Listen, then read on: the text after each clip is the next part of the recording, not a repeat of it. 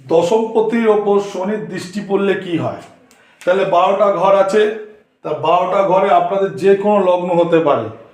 আমি এখানে একটা লগ্ন ধরলাম, এটা হচ্ছে ফার্স্ট হাউস। তাহলে আপনাদের লগ্ন 12টা ঘরের মধ্যে যেটা হবে সেটা হচ্ছে আপনাদের ফার্স্ট হাউস। তাহলে আপনাদের ফার্স্ট হাউস থেকে দশম ঘরটাকে গুনবেন, 1 2 3 4 5 6 7 8 9 10, এটা হচ্ছে দশম হাউস বিশ্বলগ্নের। তাহলে আপনাদের লগ্ন কি আছে তার দশম হাউস দেখবেন।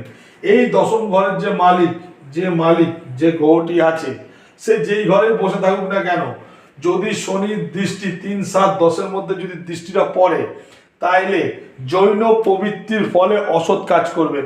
যদি ধরুন শনি এখানে বসে থাকে, যদি দশম ঘরের মালিক এখানে বসে থাকে, তার তৃতীয় দৃষ্টি, শনি ধরুন এখানে বসে আছে, তার সপ্তম দৃষ্টি, তাহলে